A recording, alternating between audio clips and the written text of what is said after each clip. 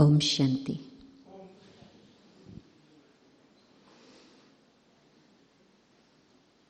When Baba tells us Rama will test us with suddenly, we understand the words, but I don't think we actually understand the significance that each one of us is going to be tested in a way that we weren't expecting. And so suddenly is not just a subject of timing, but suddenly is also when things are totally unexpected and they happen. And I'm thinking about how when we heard about Dr. Nirmala being unwell, then we've seen her go through many phases in and out. One moment she's unwell, the next moment she's fine.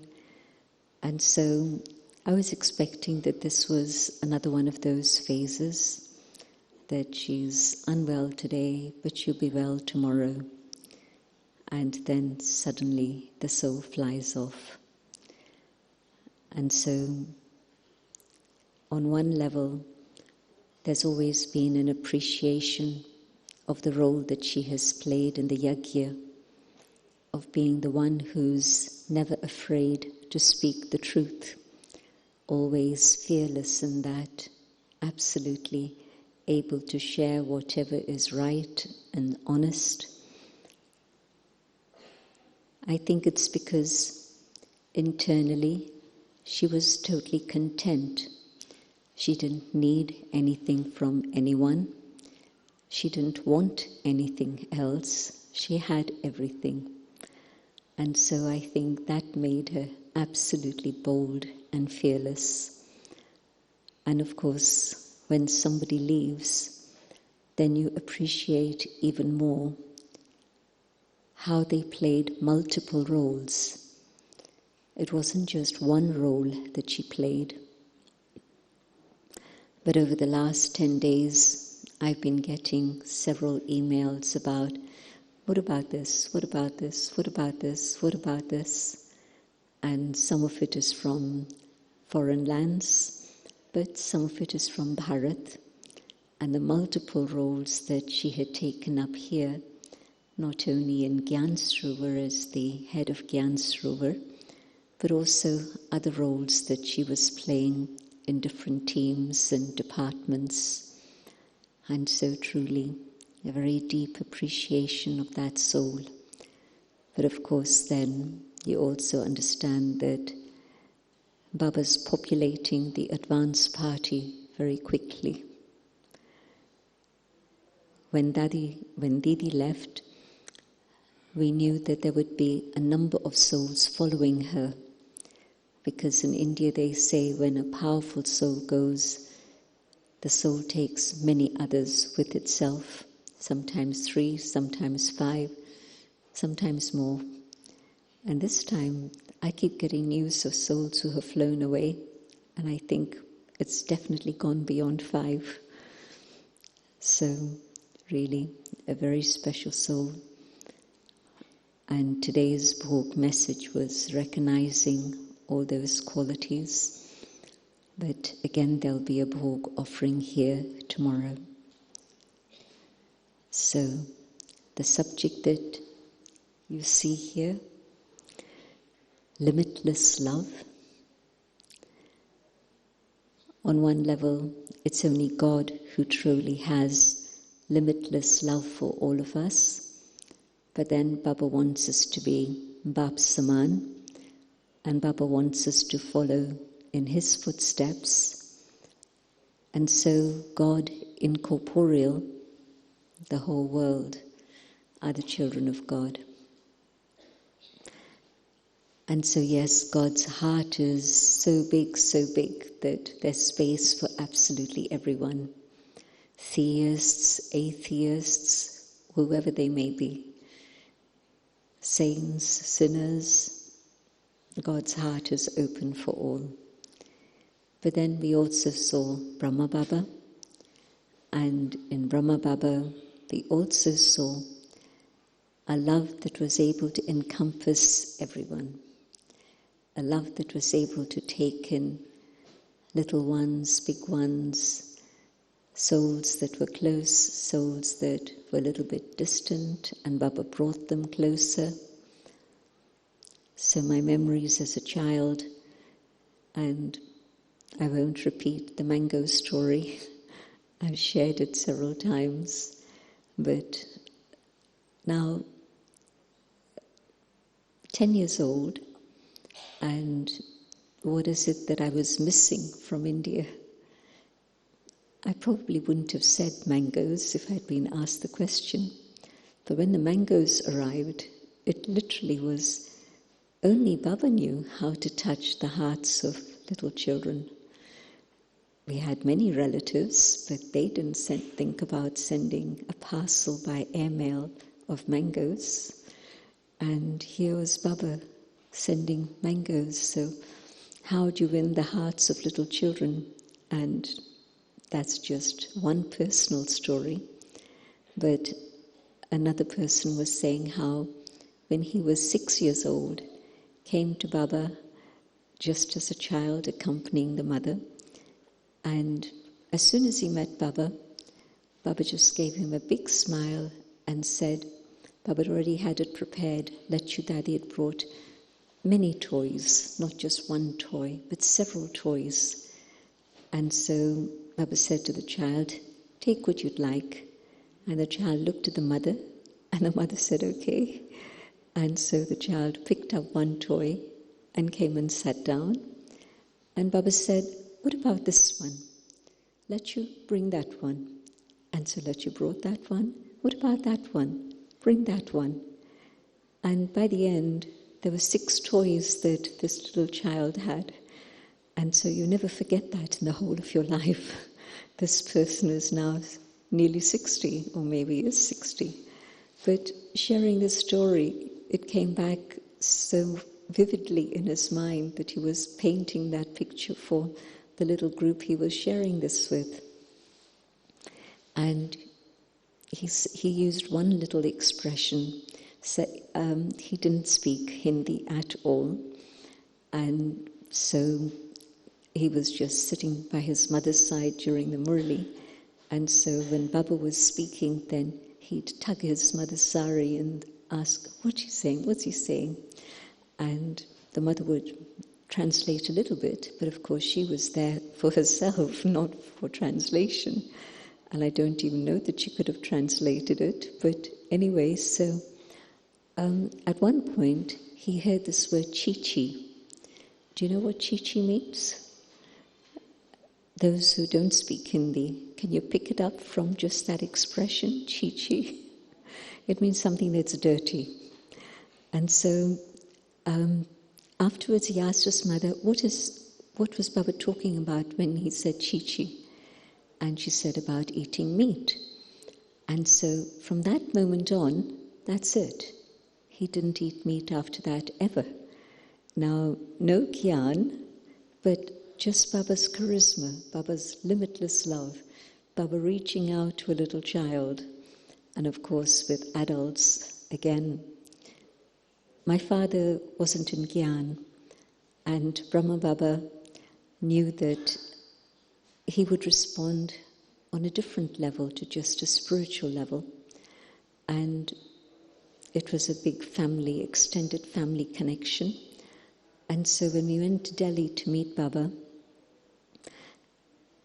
and just imagine, here's this person who's 32, I think, at that time, and 32, and he's come home after being in Africa for about a year or so, and his wife wants to be celibate, and she's young and pretty, and she's become vegetarian, and he's really concerned what's going to happen to his family, and he's made a decision that he has an offer to start business in London, so he's definitely going to go back not to Africa, but he's going to go to London, so that, again, he can take the whole family there, and maybe this influence of the Brahma Kumaris can be washed away.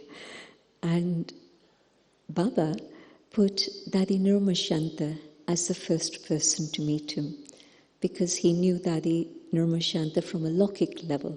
In those days, cousins were sisters. You didn't call a cousin, you called them my sister. Even today, some people still do that. And she melted his heart just with her love and her demeanor and her charm. And then he met Mama. And again, Mama's love was very gentle and powerful. And then he met Baba. And so Baba's love expressed in different ways, not a whole blast of love from Baba directly, but Baba preparing the soul, softening the soul. And so whether it's a young person, whether it's an adult, whether it's an old person, Baba would say, "You're my equal. If I get up for Amrit Vela and come for Murli, you can do that also."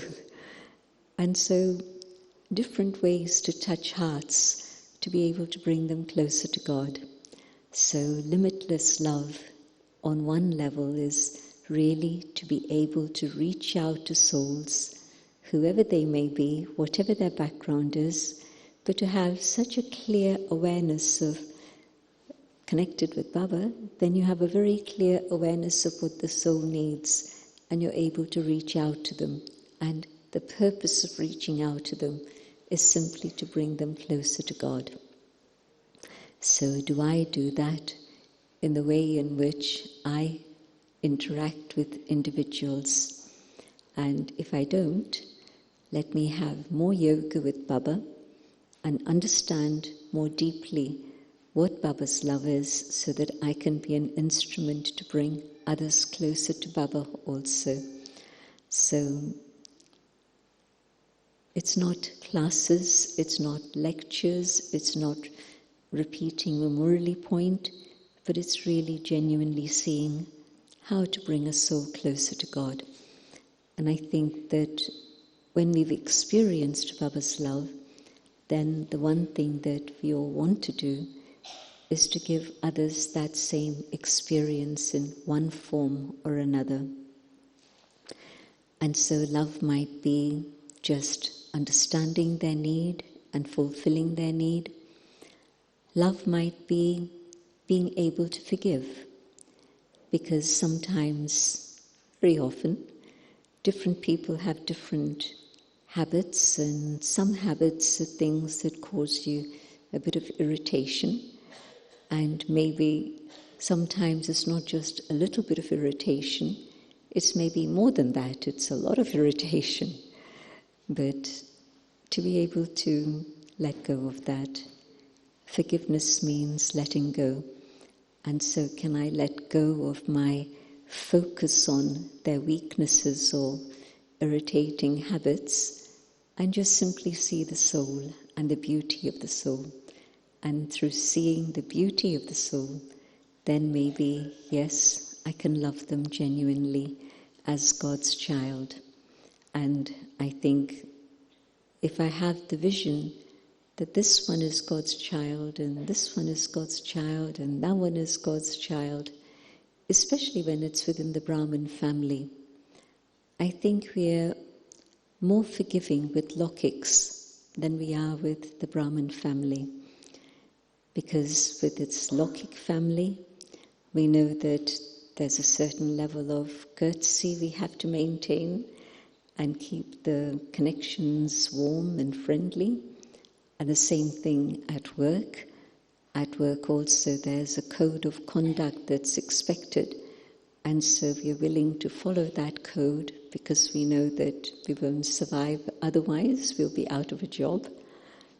But with Brahmin family, we become a little bit too familiar, and so sometimes we allow our negative emotions and feelings to come out very quickly, reacting to them. But if I can take God's love and learn not to react, big subject, because reactions cause further comeback, karma. And I react, and quite possibly they'll react also. And so the action-reaction that's set up, and at the end of all of that, I'm left with even more karma to settle than before. And so what I want to do is to be able to settle my karma from the past, not to increase my karma. And so non-reaction, no reactivity is definitely a very, very powerful way to move in that direction of settling karma rather than creating karma. And so love, in that I'm able to let go of that, forgive them, whatever are their habits, little or big, and the irritation that I feel when I see it happen yet again, yet again, yet again. So I can't change them, that's for sure, but what I can do is change myself. And so maybe I need to take more love from Baba so that I don't react, I'm not reactive, and I'm able just to stay calm and peaceful. So another facet of love. Another aspect of love, and that is to be able to give them respect, even though I don't always see why I should respect them. But before I can give love, I actually need to be able to give respect. And a very interesting question that somebody asked Daddy many years ago, and Daddy had noticed that somebody didn't give another one respect. And so later on, she told this individual, but you have to learn to give respect. And the person replied, well, I don't see anything in them that I should respect.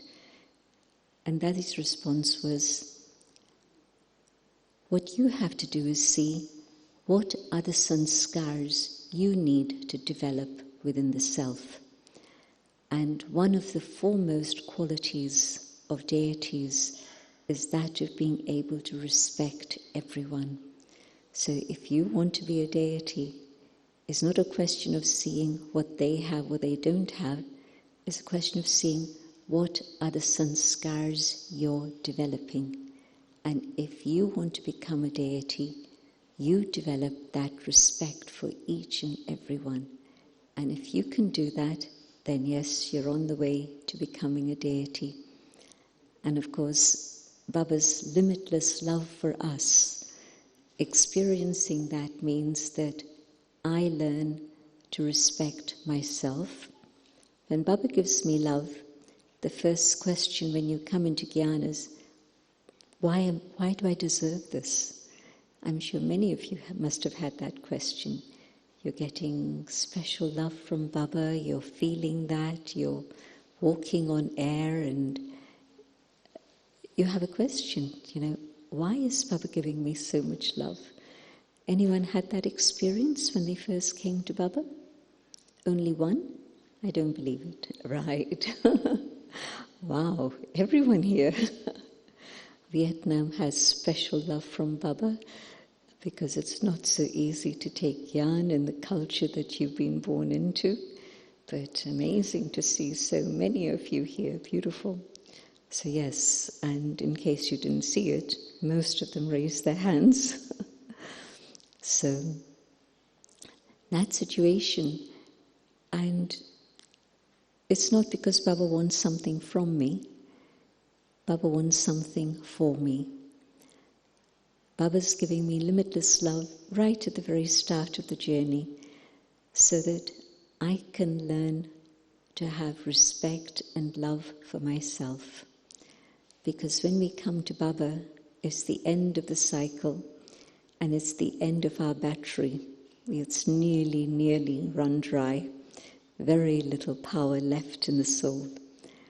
And yet Baba's giving so much love so that I can learn to see the goodness that lies within the soul, and there is goodness still, even at the end of the Kalpa, in every Brahman soul.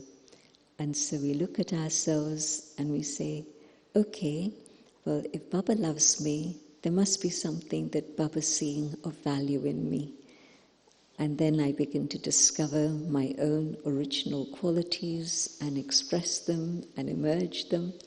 So I need God's limitless love to be able to see myself first with that respect, and then to love myself also.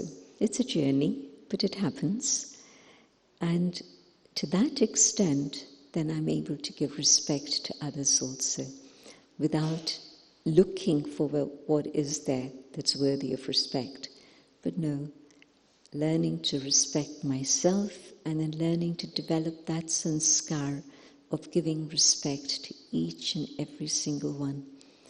When you think about Satyug, I'm sure there's different things that come to mind, but the one thing that always comes to our attention, if not sooner than later, the qualities of the deities in which they see each other with a lot of love and respect each other. I know that some of you didn't see. Who came to Baba after 2020? Anyone here? A few? No? Who came to Baba after 2020? That means they were not in Raj Yoga before 2020. Okay. A good few here. Well, my hope is that you will see the love that the Dadis had for each one, and especially between themselves, through the love that everybody shares here in the gathering. But why I'm mentioning this is because when we would see the Dadis meet each other, it was a magical experience just observing that. Think about the times that most of you saw Dadi Prakash Muni meet any one of the Dadis, or Dadi Janki meet anyone, or Dadi Gulzar meet anyone. And especially when the Dadis would meet each other, it was like, their childhood memories, the memories of Karachi, and was so deeply instilled in them, and the sustenance that they had from Sakar Baba and Mama, that it would be just magical observing them. Who felt that and saw that? Yes, definitely. Those of us who were here at that time. That gives you an idea of how the deities meet each other. Just love and respect. And so if these are the sanskars that I'm developing myself, then I need to be able to express them here and now, see everyone with that vision of love and respect, absolutely. And so the demonstration of limitless love from God and then through God's instruments is beautiful. Another thing, Baba would know the weakness of an individual, but Baba would not talk about that weakness. Baba would highlight their positive attributes. Share another story. One particular individual, and they hadn't been coming to class, but they were moving forward in their career, and it wasn't that they didn't want to, but circumstances hadn't allowed them. And if you just see the rule of law, then nobody should have given them permission to come to Madhuban. But we had Dadi in London, and so Dadi had the privilege, the authority, the spiritual authority to adjust things. And so she wrote to Madhuban and said, this person is coming and has a lot of love for Baba and really hasn't been coming to class, but I'm giving her special permission to come. And this person had been in Gyan for some years already, before she started on her career development thing. And when she met with Baba, this was in the days of personal meetings with Baba. And it wasn't such a rush that night. Sometimes it would be a rush and Baba wouldn't be rushed, but there would be sometimes a lot of people to meet. And so Baba would pace it accordingly. Baba was very aware of what the chariot could do and could not do. That was a factor too. And Baba gave this person very long drishti, and I was very curious what Baba was going to say to her. Is Baba going to say to her, well, you should really go to class every day? Do you think Baba said that? Baba didn't say that. Baba said to her, your faith is unshakable. Your love for Baba has been absolutely unbroken. And you saw her break into this beautiful, gorgeous smile. Because I think she was also a little bit scared. What is Baba going to say to me? And everybody sitting, listening, watching. And Baba just took up those two qualities of her faith and her love, which are absolutely a reality, which is what Daddy also had seen in giving her that permission. But that really won her heart in such a powerful way that she carried on, and sometimes it would be class, sometimes no. But she continued also to use her career for service.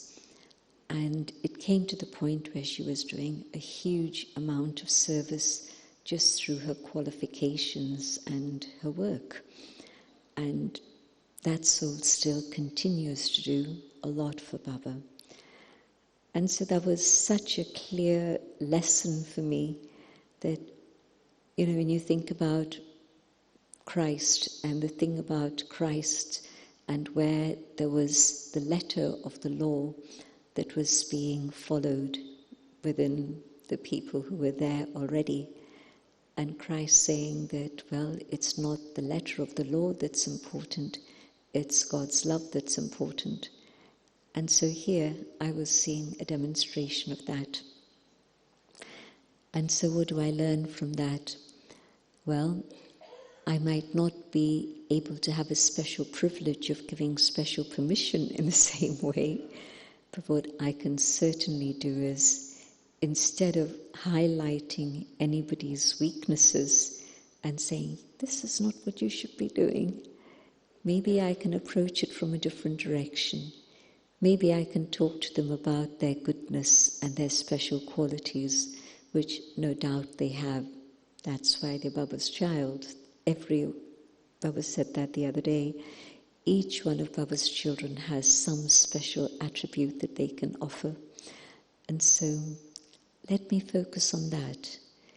And let me have a relationship with them on the basis of that, rather than using the critical eye that we've developed in Kali Yuga. In Kali Yuga, two things come very strongly. One is competition, and the other is criticism. And, there's 10 things that somebody has made, but one thing is slightly not right. Now, what are people going to talk about? The 9 things that were very good, or the one thing that wasn't quite right? At the end of Kali Yuga, that's the habit, negativity. And so criticism comes out more quickly than appreciation and praise. And so, can I change that habit of mine and instead of being critical, see the goodness? And of course, competition is another factor in which certainly there's no feeling of love at all.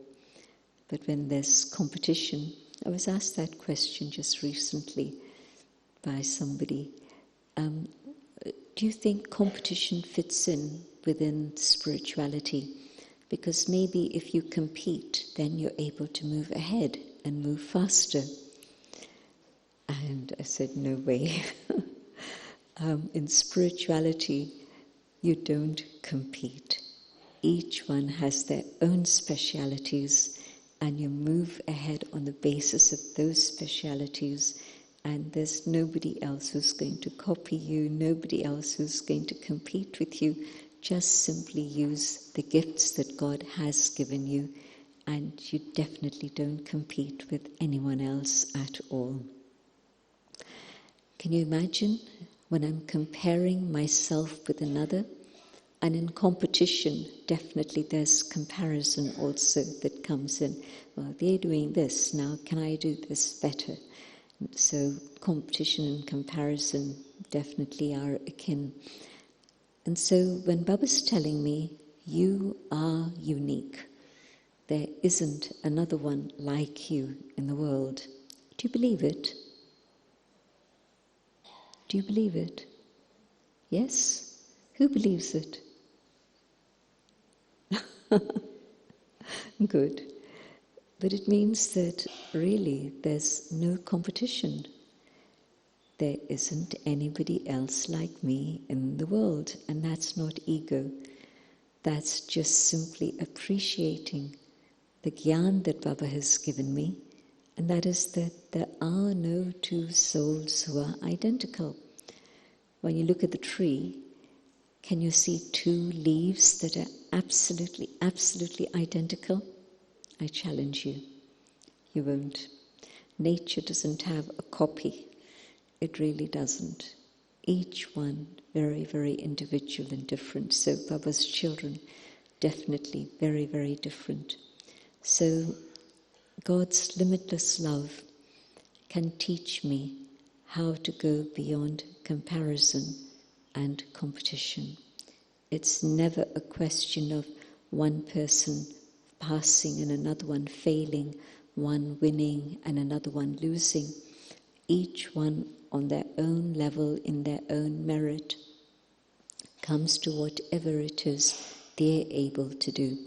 As long as they're focusing inside, if my attention goes outside and that's what I'm doing, then I fall down. But in reality, everyone unique, and so absolutely no one able to take the place of another. 2 stories about that. I'm focusing on stories this evening rather than the theory. The amazing fortune when I was just 17, coming to Madhuban, and Baba pulled me into a meeting that Baba was going to have with the seniors at that time, the dadis and the dadas. And in a way I had no reason to be there, but I'd just been sitting there on the wall in Pandav Bhavan. Some of you haven't seen Pandav Bhavan yet, maybe, but most of you have.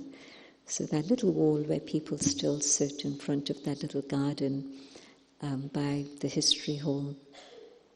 And Lachu Dadi had given me things to do, which meant cutting pistachio nuts and almonds. It was a sort of standard when there were idle hands around and you wanted to give them some work. This is what you got. So I was sitting there quietly doing this, and Baba came out from his room, and I knew that Baba was headed to what he called a seminar. Baba meant Brahmins, senior Brahmins coming together, and seniors from across Bharat had been invited. And so the senior Brahmins, Baba had said to them during the course of the Murli, you begin your meeting and Baba will join you later. So I could see Baba headed towards the stairs that took you above Nirvai Bhai's office, and there were some new rooms that had been constructed. And Baba came out and was headed there, and then beckoned me across, and I left the thali with the nuts and the knife and everything, and came across. I thought Baba wanted to say something. Baba didn't say anything, but Baba just took my hand and moved along to the stairs. And at the bottom of the stairs I stopped, thinking Baba's now going to go to the meeting. Baba pulled me, and so went up the stairs also. And then I was going to turn around and go. Instead, Baba yanked me again. And as I stepped into the room, all the dadis, all the dadas, and so I then just sat on the threshold. And Baba went and sat in the middle, in the front, and no chairs. Madhuban didn't have any chairs or sofas. Everybody was on the floor. And so the daddies on one side and the brothers on the other side. And Baba gave drishti, and then Baba asked them, what have all you been talking about?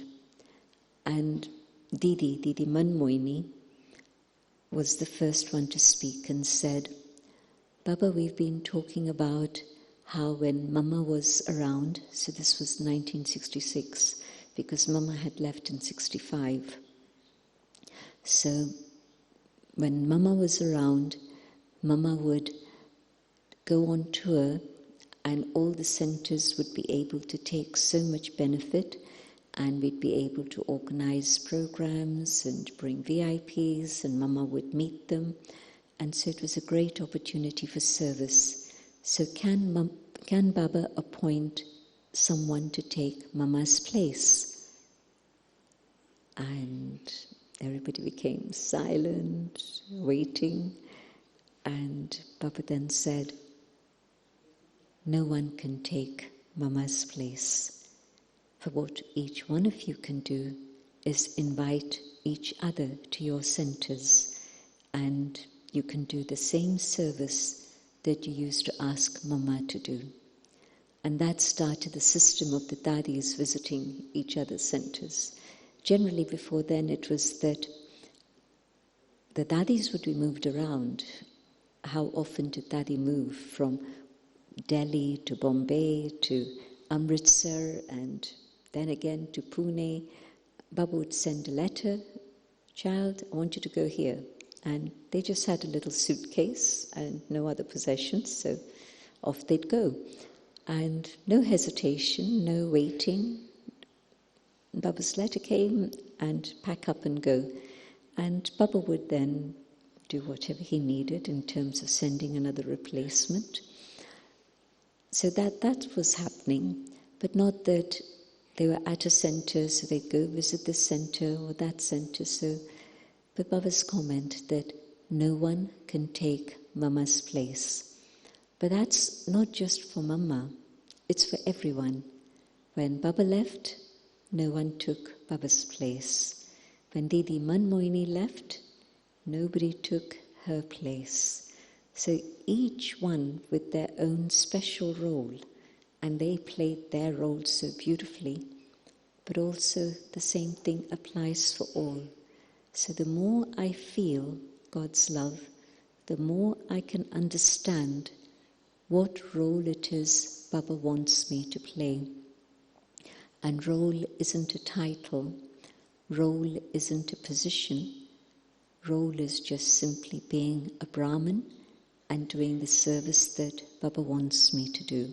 The door opens and I walk through. And then that same visit, this was a time when Baba was saying in the Muralis, you can ask me what your future status is going to be.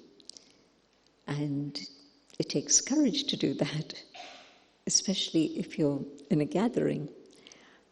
But at that point, one person asked, and Baba's in the gathering, and Baba said, yes, you'll be part of the Rosary of Victory, but you can move ahead even further.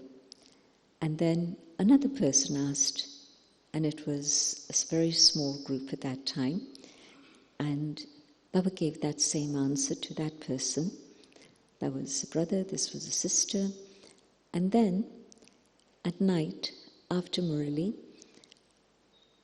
we hear this little voice ask, Baba, what's my status going to be?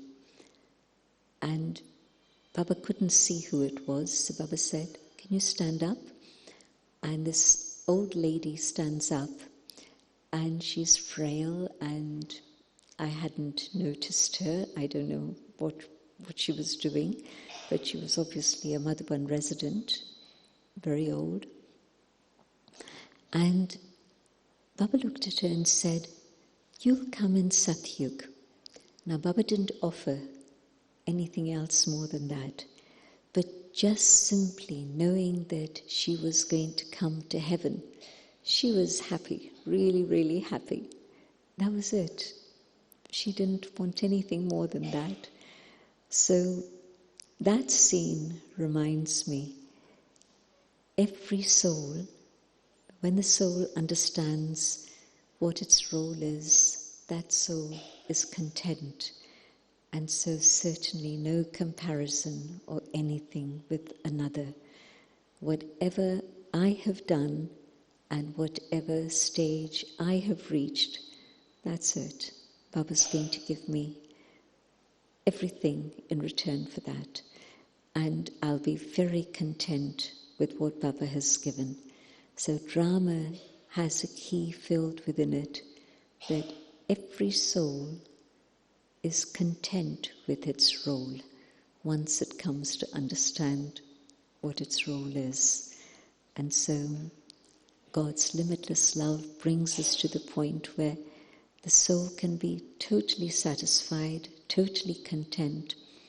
And so if today I'm feeling a little bit of discontent, it's not because of the place, it's not because of other people, it's simply because I haven't taken God's love.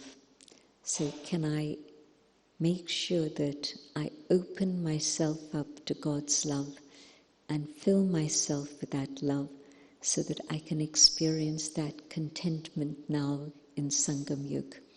And then I don't have to worry about what others are doing or even what they're saying, but definitely I have to focus on what I need to do to be able to fulfill my role in the way that Baba wants me to do. So, Limitless Love, it's a beautiful title, and many, many things come within that. But one other thing, once you've experienced God's love and there's that state of contentment, then there's also a huge amount of gratitude. When I walked in and there was the meditation song when we started, and it was gratitude beside me, gratitude behind me, gratitude in front of me. It was really lovely. But as I experience God's love, the heart really is filled with gratitude, a huge amount of gratitude, in which what more is there that I want? There's nothing else. And really, truly, this is what the soul has been searching for.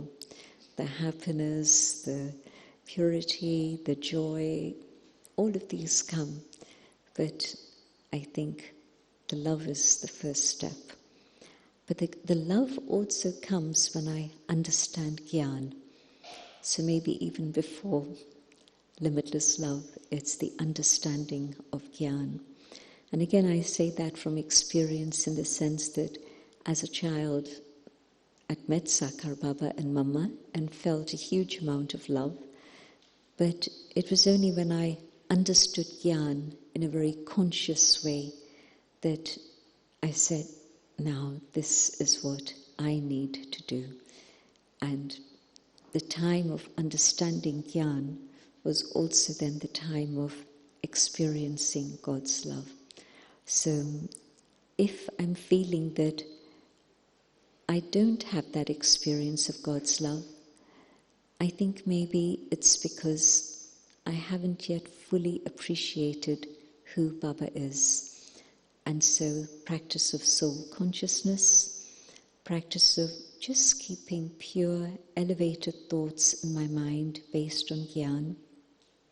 And I'm sure Baba's going to give you the experience of his limitless love.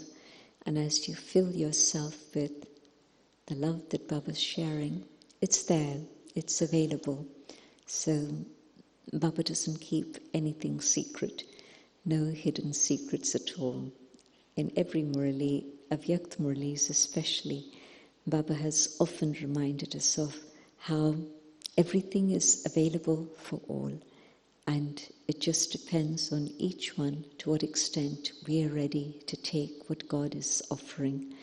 And so just stay in that experience of soul consciousness and pure thoughts, elevated thoughts, and through that experience definitely you'll be able to feel God's limitless love, I'm sure. And that brings total contentment and fulfillment. And that's it. And with that, you become a deity.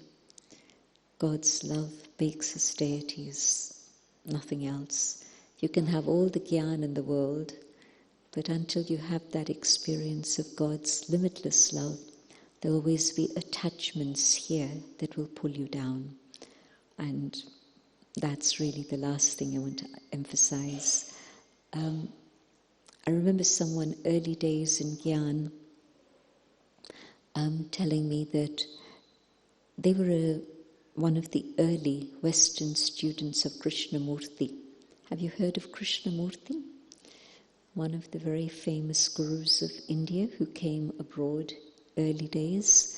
So this woman was a disciple, a very, like one of the first Westerners to recognize Krishnamurti as an elevated being. So they would have personal conversations, and she used to say to him that, how do I get rid of my attachment to my husband, my children? And because he talked a lot about detachment, and he'd say to her, detach, detach, detach. But he would never be able to give her an answer how to be able to do this. And when she came to Gyan, very quickly, that experience of God's love, because she had been a real seeker since age 11, and now she was about 40. And she said, I just experienced God's love. And then, yes, I know this is my connection, this is my relationship, but the attachments just fell away. And so she said, she asked me, shall I go and tell him that I found this? I said, yes, go. So she did, because he was still alive in those days. So she did go to him, and she did tell him that, and he was sort of dismissive. At that moment, I don't even know whether he'd heard of the Brahma Kumaris. This is like 1975. So he may not even have heard of the Brahma Kumaris. Now, go to any of the gurus in Bharat and definitely they've heard of the Brahma Kumaris and they know the work we do. But at that time, I'm sure he didn't know. But he was quite dismissive at that point. She didn't go back to see him again. But definitely this was a comment that came. So the reality of our experience, just feel God's limitless love, and the bondages of attachments will fall away. You won't have to break them or fight them or cut them. They'll just drop away. Enjoy your time in Madhuban and enjoy God's limitless love, especially while you're here. Om Shanti.